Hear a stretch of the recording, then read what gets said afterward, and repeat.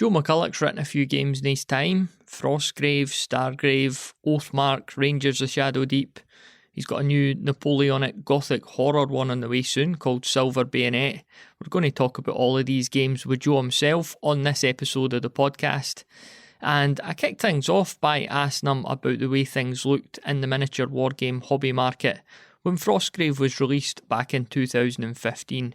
Was the landscape pretty similar as it is today in 2021, or are there some drastic distinctions?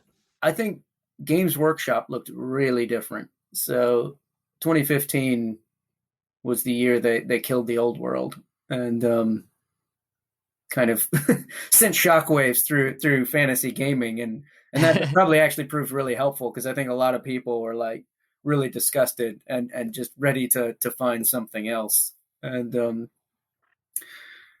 And there it was, just by virtue of luck. But I do think also right around that time, maybe a little before, but you started to see a really noticeable increase in the quality of smaller games. So people like Osprey got into publishing, or you had new companies springing up like Warlord or something that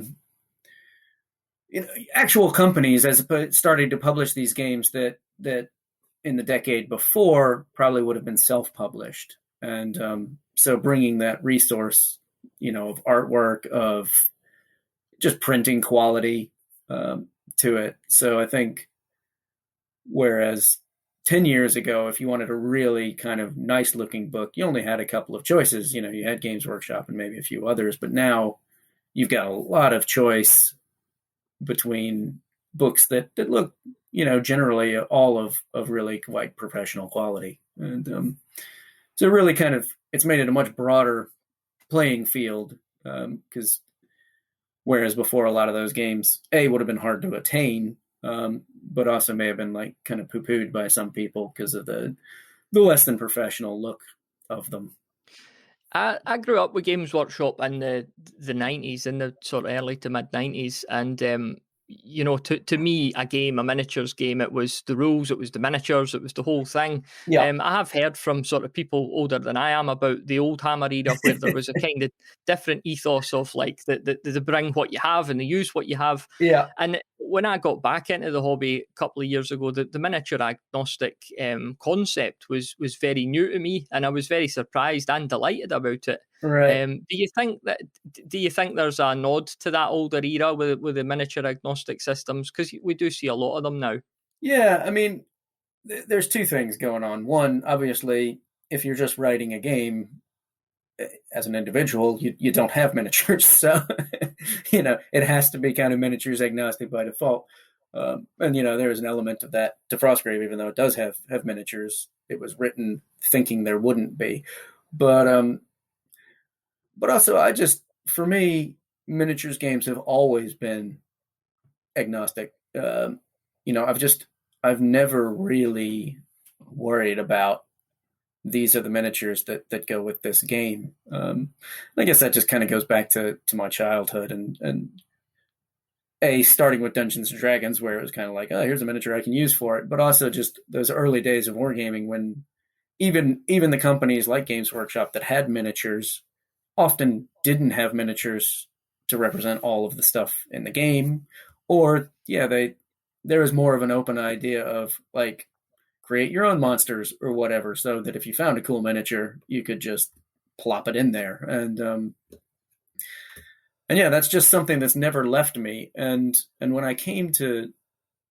in fact, I was kind of the other way in that I never fully realized how much of the industry thought differently to me, how much most people came into the hobby through one specific game, generally Games Workshop, but not necessarily, and thus saw the hobby just through that one game. Here's the game, here's the miniatures, and thus always thought if I go to another game, there'll be miniatures for it.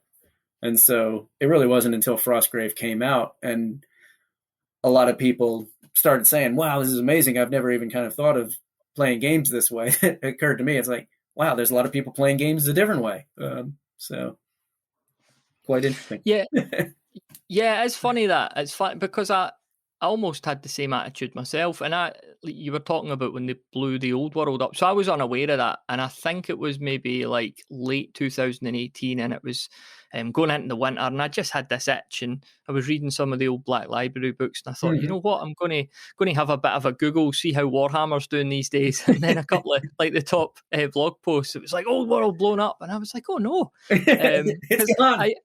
I Too always late. liked to thought, like for all those years I was out of the hobby, I always liked to thought that I could just, when you seen a Yeah, Games Workshop I in can the get town back centre, in whenever I want. yeah, Yeah, like, like the ex-heroin addict, he knows that his dealer's there. yeah, Should he want to get back into it? So it was very, I wouldn't say traumatic, that's quite dramatic, but then it led me to finding stuff like Kings of War, which seemed a hmm natural replacement. And they kind of came to the table with a bit of a miniatures agnostic approach at the time, because they yeah, obviously just wanted people to like come in with their old Warhammer armies. But yeah, it wasn't long before I discovered Frostgrave as well. So do you think that, like, do you think it was a perfect? I mean, I'm not taking anything away from the great game that you yeah. created, but do you think there was a perfect set of conditions when you created Frostgrave, when you released in its first edition, that's led to it being just such a popular and cult game? Yeah, I mean, I think when it comes right down to it, any kind of publishing, any kind of creative endeavor, you know, so much of its success is going to be based on luck. That's not to say my game is good or bad, or any individual game is good or bad, but even if a game is really good, if it's going to kind of become popular, it's got to have a huge amount of luck. And yeah, I think Frostgrave did benefit from that. I mean, like I said, it came right at that old world blowing up time. It came at a time when, in many ways, despite blowing up the old world, Games Workshop seemed really set in its ways and had kind of abandoned a lot of the games that people love. Most notably in this conversation, Mordheim. A lot of people wanted that. We're looking for that small skirmish fantasy game, and it wasn't really out there. So I got lucky that I came at a time when there wasn't kind of a competitor for it immediately available. And in fact, at that time, Games Workshop wasn't really supporting any kind of the smaller games that I think they just hadn't realized that gaming society had moved on a bit. And as a lot of us have gotten older, we're looking for shorter play games and games that had less painting commitment, games that just didn't dominate your life quite so much because, you're older and you've got kids and you've got a job and you just don't have the time to put into it anymore. So I got really lucky in that sense. I also got really lucky in a couple of other ways. So Osprey was just kind of really becoming something in the gaming field. In fact, so up to that point, Osprey had published a war game series, and Frostgrave became the first book they did to have the Osprey Games logo. So it became its own separate entity. So I think it got some good press through that. Osprey hired an incredible artist for it, a guy, Dmitry Burmak, a Russian artist who's now done all kinds of things. He's doing magic cards and worked for Pathfinder, I believe, and stuff. And just, I think, brought a really different look to fantasy gaming again, whereas a lot of people had been seeing either the grimdark kind of fantasy, or they'd been seeing the very kind of Tolkien-esque fantasy. Suddenly in wargaming, there was this much more kind of Dungeons and Dragons, pulpy, fun kind of fantasy. It's like these colorful wizards, and there's nothing necessarily dark or moody about it. It can be if you want it to be, but it can also just kind of be fun and adventurous. And so I think that was big. And then North Star got involved and started to make figures for it, which is just, as much as I love miniature as agnostic, there's nothing like miniatures to advertise your game, because it's just always, hey, look at these new miniatures in it, and that's probably why most of us are in this hobby, is because we love little miniatures and we love looking at miniatures. Every time we see a new miniature and, it's for Frostgrave, then you're going to hear that name Frostgrave and you hopefully be intrigued. And also go ahead. No, I was just going to say how much say did you have over the aesthetic of the miniatures? But don't let me throw you off your train of thought. Well, one thing, the last point I was going to add was some of the early miniatures were sculpted by Mark Copplestone, who's kind of an old school big name in miniature sculpting, and he hadn't done any fantasy figures for years. And why, to be honest, he did some Frostgrave ones I don't know, but I think just like having that name attached to it too, people are like, oh, Cobblestone's back, he's doing some fantasy figures, and that just has people sit up and take notice. Sorry, what was your question? Yeah, how much say did you have over the aesthetic of the miniatures? As much as I wanted, I guess, would be the kind of truth. But the truth is, so I think very much in words. And I find other artistic outlets very difficult to think about and imagine. And I know that's weird because, people think, well, you're creating fantasy worlds, and I am. So I do have occasional snapshots, but really I'm thinking in concepts and words. And so when it comes to doing things like the artwork, so I brief the artwork, but my artwork briefs are pretty brief. And I rely a lot on the artist to bring to life kind of what I'm trying to say. And that's true, whether that's, painting or whether that's sculpting. And so in general, I kind of let other people drive the look of the figures for any of the games, really. I mean, a lot of it will be taken directly from that artwork. So obviously it kind of comes from my brief, goes to the artist, and then goes to a sculptor. But very often you could look at my brief and not be able to connect it to the figure that eventually comes out. So I'm, again, really lucky that a lot of talented people are, supporting me by using their ability to bring something to the game that I could never do. Yeah, I suppose in any creative project, there's a lot to be said by just finding the right group of people that you trust and just letting them do their job, isn't it? Yeah, exactly. I'm curious, because Frostgrave is so popular and influential, you're bound to come across in your time a couple of other games which are a bit cheeky. Have you ever came across like a snow crypt or something?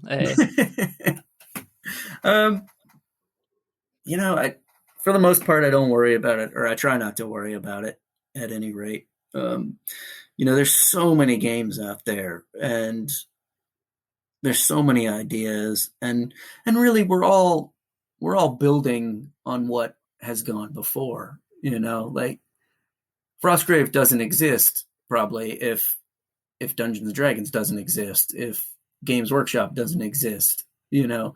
While I'm not trying obviously to steal anything from them, their influence in my gaming and just in my thought process is huge, and I know that's going to be true for people going forward. They're going to see the lessons from Frostgrave and draw their own kind of conclusions from that.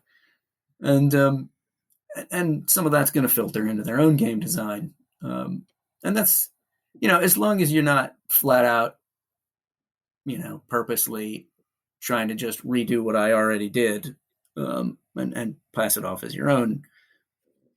It's quite an honor to think that people might be influenced by what I've done and try to bring some of that to their game design. But beyond that, I mean, I own the trademark for Frostgrave, but the last thing I want to do obviously is get into a legal fight with anybody over anything. So that's not fun. And We'll cut to an ad now for my new game, Snow Crypt, coming winter 2021. Get your pre-orders in, folks. Exactly. A lot of people actually did write me when Frosthaven was announced. So the new kind of game from Gloomhaven. And is that a thing? I didn't know that. It kickstarted last year, I guess. So I don't know whether it's actually out yet or not. And obviously the word Frosthaven is pretty close to the word Frostgrave, but they're different things. And to be honest, they probably weren't even aware of Frostgrave, or if they were, they didn't think about it as they were doing that. But at the same time, it's a different type of game, and there's plenty of room for both in the market. So I decided, you know what, I don't care. Well, the imitation is the highest form of flattery, I suppose, Exactly. is the saying. Exactly. So Frostgrave, snow, frost, cold. Why the setting that you chose? 'Cause I know I've listened to a lot of different interviews with you, Yeah. and I know that you talk about how you're not enforcing that setting on people. That they Yeah. could play on a tropical island if they want. But why the frozen city? Why choose that aesthetic? Yeah. So originally, when I started working on the game, and I'd forgotten this, but I found some old notes not too long ago, and I found like my original blurb for the game, and it was actually set in a desert. It was actually set in a desert ruined city. Stargrave. Yeah, it was essentially Sandgrave, and I think um, as I was working on it, a couple of things happened. I wanted I wanted the city to seem very dead, and the more I thought about it, I was like, but dead and dry has been done a lot. Um, why don't why don't I try something a little different and make it dead and frozen? Because what's more than dead is dead and frozen. It's like, so I don't know. And then once I kind of got that little idea in my head, it was just like, you know what? That's just not been done very much. But it also gives you this idea that, like, not only is this kind of the other players are against you, and any kind of traps and stuff in the city are against you, but even the weather is against you. It's just a really miserable place to be. Sounds like Scotland. Scotland Grave. Make that next year. I'll Exactly. play that. Yeah. Play that every day when I leave my house. And also, this is one of those things that I don't know how much influence it had, but kind of retrospectively, I think quite a bit. A year or two before I wrote Frostgrave, I surprised my wife with a romantic getaway to Tallinn, the capital of Estonia, and because literally I'd seen a picture of it on a website somewhere, and it was like, cool old medieval city. I'm like, that looks great. We're going. So I booked tickets for the middle of February, and not realizing just how far north Estonia is. And it was only like after I'd booked the tickets and given them to her that I realized that the average temperature was going to be minus 13 Celsius when we were there. And we got there, the first day we got there, it just dumped snow over everything. And it turned out to be an amazing trip because, like, it is a beautiful city, and even more beautiful in the snow. It is this medieval city, and the snow makes it all kind of glow and beautiful and covers up, any problems. But it also meant that, like, we'd go somewhere and you could only spend about 20 minutes outside before you had to dive into a cafe. But I think but that just kind of really stuck in my brain, this idea of this medieval city covered in snow, because it meant that getting anywhere was hard, and it also meant that, like, you never quite knew exactly what you were looking at or what could be around the corner because everything was a little more obscured. So I think that played a huge role in kind of pushing my brain in that direction. Yeah, when you see a photo online of Frostgrave being played, and it's it's what's the word I'm looking for? The form it was maybe originally intended with that setting. It's striking that straight away that is Frostgrave. It's not 40k. It's not Yeah. Warhammer. You see the snow on the buildings, the ice, stuff like that. Yeah, it actually, yeah, that's one thing that's, again, kind of a stroke of luck. I stumbled into a game where it was immediately obvious to everybody walking by the table what was being played. And which is funny because I think when I wrote it, part of me was like, nobody's going to, like, cover their terrain in snow. Nobody's going to put snow on the bases of their figures. Yeah, that brings me on interestingly to what I wanted to ask you next. So, take me for example. I've got a bunch of like miniatures in a cabinet here. They're all goblin green bases and stuff like that, and Yeah, I've got all sorts of terrain. There's no snow on them. So, what I could do, with Frostgrave, I could start to get miniatures and base them white and put some snow on buildings and stuff. But then that kind of limits those yeah, miniatures and buildings to that particular way that I would play Frostgrave. yeah. In your experience in the community, is it pretty much 50-50? Are there people who really go down the frosty aesthetic, and are there just people who prefer to play in warmer climates? Yeah, I think so. I think it really comes down to like how much of the hobbying aspect you like in your hobby. So people who really like making terrain and really like painting figures tend to go for the snowy things because they just love making stuff. So they've already got all the temperate stuff they need anyway. So now it's like, hey, new challenge. But like even, I didn't have, so for years I played it with just kind of regular miniatures and regular terrain. And it wasn't until a couple years ago that I said, you know what, I'm going to actually paint up my Frostgrave warband, and I'm actually going to put snow on the bases and stuff. So, because I'm quite a slow painter. So it is a big commitment even to do 10 miniatures and, limit them to kind of this setting. But Mm-hmm. it was also a really fun project. I wouldn't want to do an entire army that way. But with 10 figures, I thought, yeah, I can do this. And that's okay. Like, especially me, I know I'm going to play enough Frostgrave that the investment's going to be worth it. But, if you're a very casual kind of player, you're going to want those figures to be usable for different settings. And that's fine. I want to ask you about your other games in a sec, but one last thing on Frostgrave is the second, was it the second edition that was released last year? Yeah, Second edition. second edition. So how terrified were you prior to that coming out, and how did things look once the dust settled? Were you quite content with it all? I was pretty stressed. You know, on the one hand, I knew like I'm not making any massive changes in terms of the game. I'm not changing any of the systems that I know people like.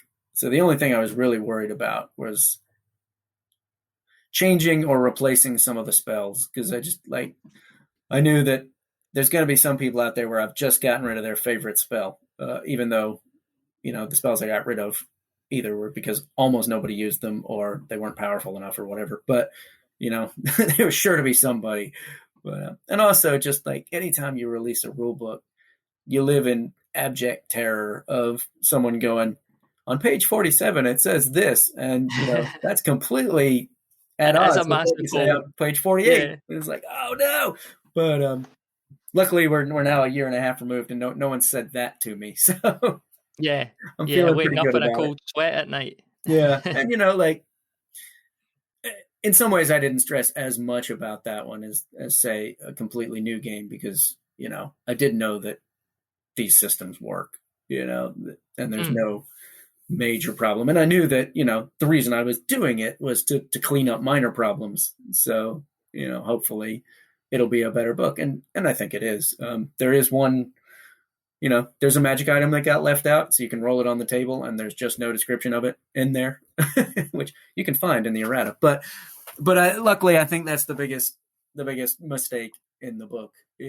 Everything other than that, there really isn't much. And it's all kind of just a few clarifications here and there. So it's gone down really well, and I'm really pleased in that. I think it is basically the same game that everybody knew and loved. It's just slightly better. It's just slightly more polished and better written and clearer. So Yeah, I mean, nobody could have accused you of doing a second edition for cynical reasons. You're not sitting on, but shipping boxes of miniatures and stuff. If exactly. anything, it would have been easier for you just to leave it alone, wouldn't it? So Yeah. not put yourself through all that. But yeah, like I said, I did some pseudo research prior to having a chat. So I was seeing Rangers of Shadow Deep, a sort of solo co-op game, if I'm correct, came out March 2020, which I thought that was perfect timing. Then I saw Oathmark, Mass Fantasy Battle game, came out April 2020. I thought it couldn't have chose a worse time for that. So Is that something that you noticed at the time, and Yeah, you lucked out on one end and had no luck on the other side? yeah. Just I guess so. Rangers of Shadow Deep actually came out a year and a half before that, but it was Ah, right. self-published, so Uh-huh. it was only kind of available as a PDF or as print on demand through Drive Through RPG, and it had built up a pretty good following. But then, yeah, then I Modifius talked me into letting them republish the book in a really nice edition, and yeah, it actually I think did benefit from lockdown. I think all of a sudden everybody was looking for things that they could do in their house by themselves, and yeah, so I became one of the few people who, like, economically it might have worked out okay, but yeah, on the flip side, Oathmark got absolutely crushed by it. It was supposed to have a huge launch at Salute, and I was going to travel to a couple of places to do promotions for it, and of course none of that happened. And more importantly, like, it's a game that you absolutely have to play with another person, and no one could for months on end. And when you've been in the industry for a while, you realize that, like, that first 6 months for any game is probably the most important it'll ever have, because kind of basically, if it doesn't reach some sort of kind of critical mass in that time, then it'll just kind of fade away. Mm-hmm. And Yeah, I was going to ask that. Like, if I mean, it was circumstances outside your control, but the launch goes so badly because of the worldwide situation. Can you come back from it and rescue? I'm not saying the game's dead by any means, yeah, but yeah. how do you get it back to the forefront of folks' minds? Well, I mean, luckily there were a couple of expansions for it in the pipeline already, and so those have come out kind of regularly afterwards and kept it at the forefront of people's minds. And again, like, because it does have a range of miniatures with it, there's often new miniatures coming out. So again, you get those kind of advertising hits every time that happens. Beyond that, I don't know. I mean, Oathmark's doing fine. It's bumping along, but and you can never say what would have been. Maybe it's at the level it would have been anyway. Maybe that's just Mm-hmm. the natural level for that game. But there's part of me that says, man, it could have been so much bigger if things had gone better. Yeah, not saying this will happen anytime soon, but was it in the works before the Old World Warhammer: The Old World was announced? Which we might see in the next 15 years or Yeah, something. exactly. Yeah, it was. It was. So I'd been working on it for almost 2 years before it came out, or I started working on it about 2 years before it came out. So I have no idea when that puts it. So 2017, I guess, I started working on it. So yeah, so a long time, really, because it was a much longer development process than any of my other games, really, and then you add in all the production as well, and yeah, it takes a long time to put a game out. So What game has taken you out your comfort zone the most when you've been creating it? that one, Oathmark, Mm, because I'm not by nature a big battles gamer, and that's not because I don't like it. It goes back to my painting and being a slow painter, and thus never being able to actually finish an army, and thus rarely playing those games unless I'm using someone else's miniatures. But I just love the look of a big fantasy army. There's nothing to kind of compare that to in fantasy miniatures. It's just a beautiful thing to see somebody's units all arrayed and all put together for that photo shoot. So it's still something I really love. But like, having written Frostgrave and a couple other things before that, there's a couple of issues with a mass battle game that are just completely different, and they seem innocuous at first, but things like line of sight and maneuvers and and charges. Whereas from one figure to one figure, it's generally pretty easy. When you're dealing with units of figures, you start having to think, well, wait a minute, like how many of the figures in the unit have to be able to see or have to be able to charge into, or so you start to have to deal with angles, and that can get really two tricky. huge units and they're touching corners, but they're fighting. Yeah, That sort of thing. and, Yeah, and you or just if they're not. and you start to get into these issues if you realize, like, man, this is so hard to put into words, like on paper. If I was just standing next to somebody, this would be really easy to explain, because I'd be able to go like this, like this, like this. But like on paper is really tough, and so I had to like continuously rewrite some of these rules that I thought these are simple things, and then during playtesting you realize these are not simple things, because if you follow the rules as written, this happens, and it's like, oh, that's not what I want. So, and also it was the first time I had to deal with point values. I've done that. I do that, I guess, a little bit in something like Frostgrave, where you have a cost to the figures, but frankly, it's not hugely relevant. Whereas in a game like this, where you're purchasing all your units, where I guess the abilities of each unit are really important, then you got to use these point values, and a lot has been written about point values over the years, and it's all true about how everything is just a guess. When I did Oathmark, I started with a formula. This is the formula for how I take a figure's stats and convert it into a point value. And it worked well enough, as long as I didn't dwell on it too much. Because, so many things are circumstantial, or, so many things are circumstantial. They're only useful in given situations. And how do you assign a cost to something? How do you assign a cost to the ability to walk on water when you have no idea if there's going to be water on the table? So that What was good. what's the recommended size of table for Oathmark? Is it 6'4"? Yeah. Yeah. for, for the reason that, because every other game is more than anything else. But do you think that's just quite a natural size of table for 28mm scale? I think it's natural because it's the size of two folding tables put together, more than anything else. But yeah, I mean, I think it is. I think it does work out in that for armies of a specific size, which is the size you're usually going to want to play with, it gives you a good evening's worth of gaming. With Oathmark, you might even get 2 in, because it tends to play very fast. But there's plenty of maneuver room on that for most armies. So 4x4 is a little bit constrained on the flanks, which flanks play such a big part. I mean, in truth, you probably don't actually need the 4. The 6 is probably more important than the 4. You could probably do 6x3, and you're just, because even in the Oathmark rules, there's a rule about, on the first turn, you can just kind of march towards the enemy, and you don't have to do any of the special rolling or anything, because frankly, that first turn's generally kind of dull.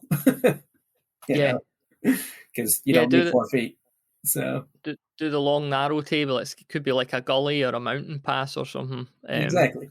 Big long stretch of carpet for them to march down. The only people who want the 4-foot table are the elves. It's like, we need more shooting time. Make them walk. So.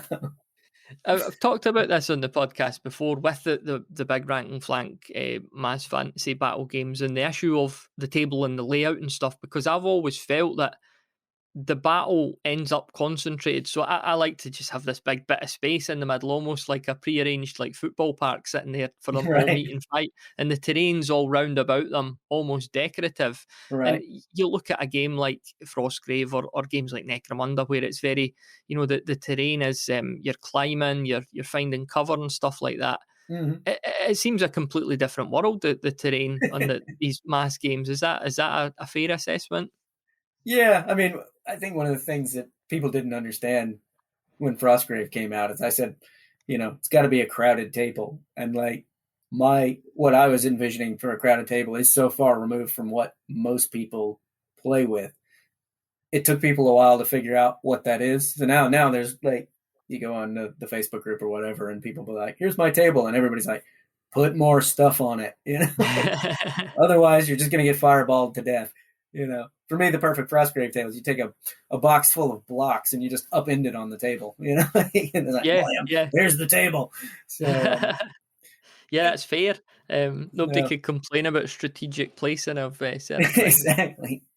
So with Oakmark, obviously you're not going to have anywhere near that level of terrain. That said, I like, terrain makes tables look cool and makes them fun to play on. Well, it makes them fun to be standing next to. Now, Oathmark tends to allow for a lot more movement and maneuver than a lot of rank and flank games, or units tend to be a bit more nimble.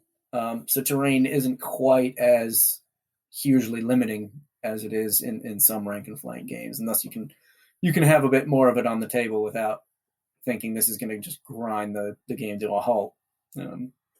That said, you're not going to want to overload it. You are going to want plenty of rooms for units to clash and maneuver, but because that's what the game's about, and that's not what skirmish games are about. So you got to fit the table to suit the game. I know we kind of moved on from Frostgrave, but we're going to talk about Stargrave as well. And I'm just curious because I'm sure it was an interview with yourself that had talked about the wooden blocks, almost like, kids blocks. I got a set myself and just painted them up grey. And there you go. What are some of the most innovative, if I could say the word, and low cost terrain features you've seen people in the community making for either of those games? That's the big one. Yeah, take a box of blocks and just spray paint it gray, and like you've just got every Frostgrave table you'll ever need. But also, like, I love the people that take the packing material, like the cardboard that's form fitted to hold your new computer or whatever, and so you turn it upside down and it's got all kinds of the cool lumps and gullies, and again, spray that sucker gray and you've just got a whole block, of the city or something. And, and you don't, I think people get caught up on this idea of like, oh, it's got to look like ruins. And the truth is it really doesn't, because once you start playing, like, your brain just takes over and your imagination takes over, and that gray spray painted block or box will become the mausoleum or whatever. It's like, it's why virtual reality, I think, has never quite caught on in the way people thought it would, because actually it turns out just a video game's good enough, because the human brain is good at kind of filling in the cracks and puttying over all the problems, or in the case of a video game, blocking out anything that isn't the screen so that you're fully immersed without having to literally be fully immersed. And I think the same is true of a war game. Once you're playing it, and especially a skirmish one where you're like, like Frostgrave, you're into the story of your wizard. That's where you're starting. That's where your brain's starting from. He is climbing over ruins, whatever those ruins actually are on the table, and that's when you're having fun. Yeah, the imagination's a powerful thing, and like you say, it will fill in the blanks. If things don't look entirely realistic, and let's face it, a table of miniatures doesn't look like a real setting. Like, there's a lot, people are walking about on stands and stuff. You've got to, your brain just casts that aside and gets on with the story, doesn't it? So exactly. Like, even when you play, because like you're doing mass battle and you put a building on it and you realize this building is either the smallest house that's ever been constructed or it's this massive, palace. The scale doesn't really make sense, but you don't care. So, and like, here is my town, and it's got 3 houses. Exactly. That's like just a rich guy. Exactly. So, in the same way that your unit has 20 figures in it, which is this doesn't even qualify as a skirmish in real warfare, but it doesn't matter. That's representative. That's a fight outside a chip shop. Yeah. So, mentioned it a couple of times now. Stargrave, when Stargrave was first sort of touted, and everyone's saying it's Frostgrave in space. How true or untrue was that statement? Um, like, I don't know. It depends on. That's kind of like an eye of the beholder thing. It Mm, annoyed me when some people said, "Oh, it's just a reskin," because yeah. to me, a reskin is literally just changing terminology so that your crossbow becomes a rifle. Hmm. And that it absolutely isn't.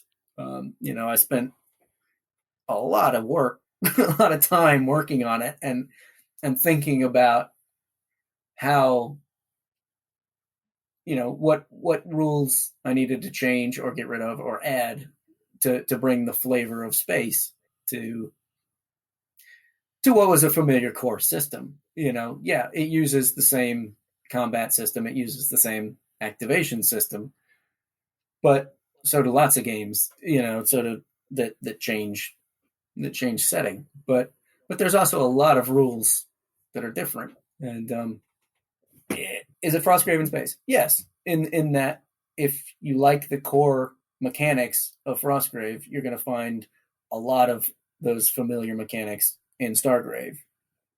But I wanted to make sure that playing the games felt different. And, you know, Frostgrave is a game where everybody generally has guns, and thus the tactics of what you do are very different. And some of the rules I've added are in there because of those tactics and to reflect those tactics and to make some of them possible and make other things impossible. And so, you know, if you, I think if you didn't like Frostgrave, you're probably not going to like Stargrave, and if you did like it, you probably will like it. But hopefully, you'll find them different experiences. And and I've seen a couple of people say like, "I love Frostgrave, but I don't like Stargrave um, Mm, because of X, Y, and Z." And while I never like to hear anyone say, I don't like your game, in some ways it's good to hear it because it shows these really are different games. If you can hmm. like one and Yeah. dislike the other, there's enough difference between them. So, Hmm. Yeah. Yeah. True. Um, spring 2021, I think that came out. So we were in a more optimistic period then than yeah. probably when when Oathmark came out, and obviously the buy-in in terms of getting your models to a location to play somebody else's, it was going to be a lot easier too. So were you a lot less affected by the pandemic when Stargrave came um, out? uh, actually, I was probably more edgy about it because you know when Oathmark came out, one, like, it hadn't happened yet. We didn't know what pandemic meant, and there was literally nothing I could do about it anyway. It just Mm, happened. Whereas in the road leading up to Stargrave, so most of Stargrave was kind of developed during the pandemic and with no clear idea of what the world would look like when it actually came out. And then that's why, well, not why, but it's one of the reasons I wrote Dead or Alive, which is the kind of free supplement for Stargrave that basically allows you to play it solo, or at least it allows you to run a solo campaign based on bounty hunting. mm. And so I didn't want to get into an Oathmark situation where my game came out and no one could play it. Because, if nothing else, that's just a shame. And as it turned out, it didn't really matter because, at least in Britain and I think most of the world by that point, people were out of lockdown. But I think it also proves that just there is now more than ever before an appetite for solo wargaming and having Do you that. like do you like writing solo or co-op systems? Do you enjoy that? I do and I don't. I do in that in some ways it takes me back to my youth more because that's how I did most of my gaming as a child, because I didn't have anyone to game with, or I didn't have enough people to game with, so I did a lot of solo gaming. So in some ways it takes me back, and in some ways I find it a more pure form of gaming in that the rules truly only matter as much as you want them to because you're not beholden to anybody else, and thus if you want to house rule something, you just do it literally while you're playing the game, and you don't have to worry about how that affects anybody else. That's a huge amount of freedom comes from that. That said, it's a lot harder to write solo scenarios than it is competitive ones. In competitive ones, you essentially just have to balance a scenario in the sense that both players have an equal chance of being affected by the special rules of the scenario. Whereas in solo gaming, you're having to think about the balance of how hard are all the traps, monsters, terrain features, versus what the players' figures are going to be able to accomplish. And not only is it a question of what's the chance of the player winning, it's figuring out what is the right chance for the player to win, by which I mean, if I'm creating a solo scenario, do I want the player to have about a 50-50 chance of winning? Do I want them to have a 75% chance of winning, a 25% chance? Because in some ways that really comes down to the player. Some players like it harder. Some people don't want it so hard. And so it's difficult to kind of balance that. And you have to think about that every time. And if a scenario is part of a campaign, how hard is each scenario in that campaign? And also, when you're writing that scenario, there's just a lot more to write because you have to explain everything that the enemy is going to do. And the scenario is the enemy in that case. So the scenario has to do more things. It has to have more moving parts than a competitive one does to make it interesting, because you don't have the interest of another player you're competing against. So the scenario needs to be more intricate to provide that interest. So it's just a solo scenario. There's a lot more design and construction to it. But that can be really fun. It can also be a headache and difficult. Tell me a wee bit about Silver Bayonet then. Okay. Well, Silver Bayonet is as close as I'll ever come to writing a historical wargame. Probably. It's basically take the Sharp's series on TV, and you get to play Sharp and his few chosen men, against another little group of Sharp and his men, but there's also werewolves running around. So it's Napoleonic Gothic horror, and so the idea is that each player has this kind of hand-picked unit of Napoleonic soldiers. So you pick a nation, and then you got a big list of kind of soldiers you can draw from. So the British can have a red coat, they can have a rifleman, they can have sailors, they can have officers, they can have artillerists, and it's some more esoteric stuff. And you round up your little party of 8 guys, and you've got your officer who's more of a character, and he's got some special abilities you get to choose, and the other player does the same. But instead of kind of fighting because you're British and he's French, you're fighting because you're both wanting to get this occult tome, or there is a troll who has probably accumulated some interesting artifacts in this place, or you're looking for some mystical artifact from something, but it's in this old haunted castle. So you are going to shoot at those French because they're trying to take the same thing you want, but actually, in some ways, you're more worried about this ghost that's floating around and potentially just going to hurt you real bad. And it's very much about, you can kind of choose some special equipment for all your guys, and each of the kind of monsters you might encounter, ghosts or vampires or werewolves, have specific weaknesses. So obviously the Silver Bayonet is a reference to having a weapon to fight a werewolf. But not all your guys are going to have a Silver Bayonet, because some of them might be carrying, garlic or salt or, fire to fight other things. And so when you encounter that werewolf, you have to make sure you can maneuver the guys that have the things that can fight the werewolf into the right place. But of course, the French are over there sniping at you, kind of hoping that werewolf mauls you. And So if a wee holiday to Tallinn helped to inspire the idea behind Frostgrave, what were you up to when you when you came up with this idea? I think you doing a lot of drugs. I think what it is so I worked at Osprey for I don't know 14 years, and most of that time, the main thrust of Osprey and the main thrust of my job was military history. Publishing these books that really were for wargamers to know how to paint their miniatures. They were uniform guides, and so I just saw all these beautiful illustrated books of military uniforms, and the best ones were Napoleonic. Like, it is without a doubt the most colorful, beautiful, interesting era of military uniforms. It's like they wanted shot back then. Exactly. Please shoot me.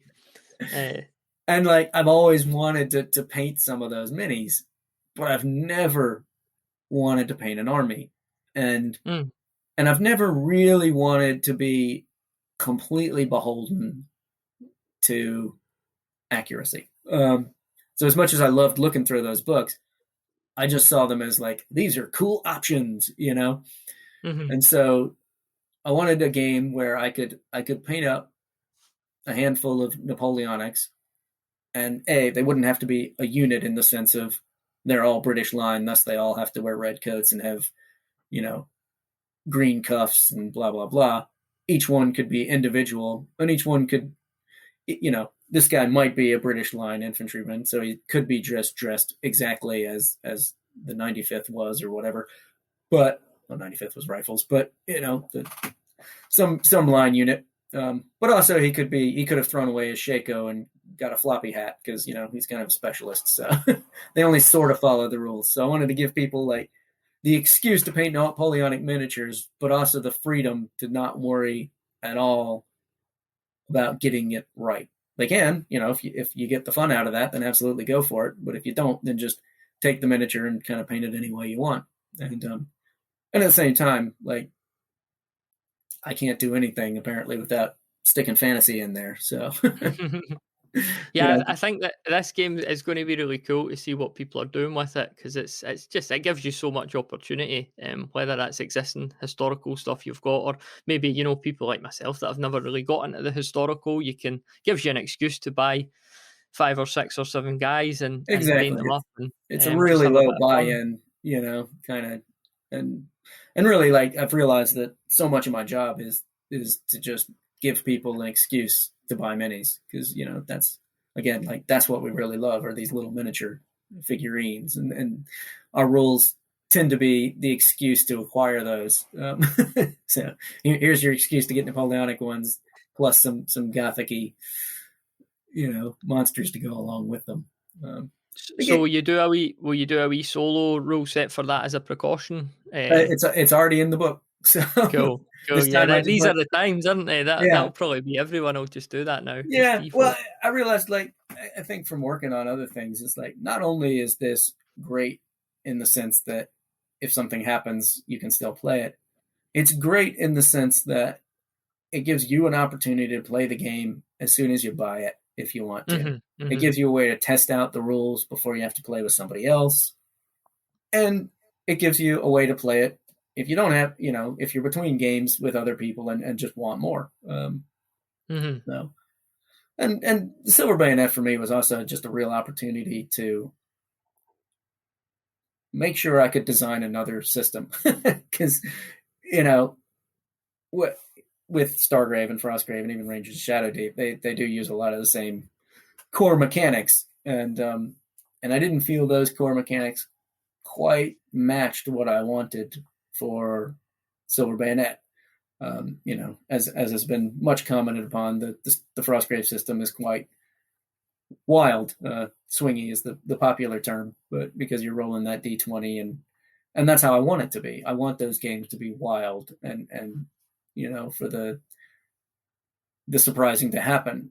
And while I want that to some extent in the Silver Bayonet, I didn't want it quite as much. I wanted the game to be slightly more controlled. And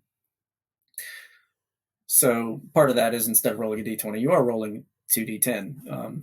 You're using them in a different way than you are in Frostgrave. And also you've got ways to manipulate those rolls that you don't have in Frostgrave. So you've got a kind of fate pool where you can bring in dice and re-roll them and stuff. So there's a little more player control. And because you didn't have the spells that you have in Frostgrave giving you that big decision-making element every turn, this fate pool and how you use it and how you modify your dice rolls becomes an interesting element of player decision, which I think is important in any game. So. Yeah, really looking forward to that. So that comes out in the winter. Is it November? I think I've seen. Yeah, I think so. Like, it's really hard as an author, I suppose, to kind of remember schedules because you've done your part now, haven't you? Exactly. I've actually got Silver Bayonet sitting on my shelf, and yeah, as the author advance, and in some ways, I haven't really thought about the game in its kind of basic mechanics for months now, and I'm deep into a Stargrave thing at the moment. So, but that won't be seen for a year and a half. So it's you're always kind of off what people are talking about. So yeah, working on the next thing. Yep. Joe, it's been a brilliant chat. We're approaching the end just now. Where might the listener be able to go and check out your stuff, should they desire, and why wouldn't they? Yeah, well, if you want the one-stop shop for everything, then I would say go to North Star Military Figures, at least in the UK, because not only do they carry all of my games, but they've also got all of the figures, official figures for them. If you want to go official figures, obviously Osprey publishes most of my games, so you can go to the Osprey site and see them all there. I do some self-publishing on Drive-Thru RPG. So while you can get Rangers of Shadow Deep, the basic game from Modiphius, all the supplements for it are currently on Drive-Thru, and you can get them as PDFs or you can get them print on demand. And if you just kind of want to keep up with me, I've got a blog called The Renaissance Troll at blogspot.com, I think.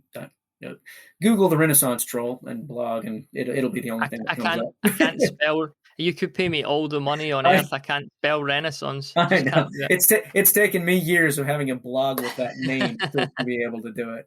But if you get close enough, Google's smart and it'll figure it out. So, yeah. But you can find me there, and not only kind of is that going to have all the updates on my work, but it's also got my hobby, because I like to put up the miniatures I'm painting or the games I'm playing or the whatever I'm working on.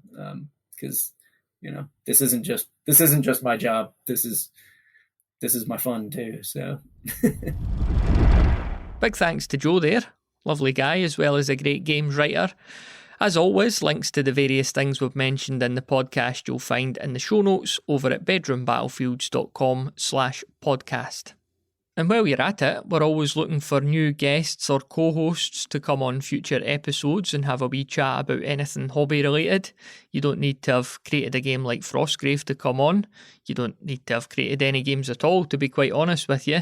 If you've got something you'd like to talk about on the show, then please get in touch. Again, that link, bedroombattlefields.com/podcast, is where you need to go. You'll find a form there, nice and easy to fill out, and we could take it from there. Thanks once again for listening, and we'll see you on the next one.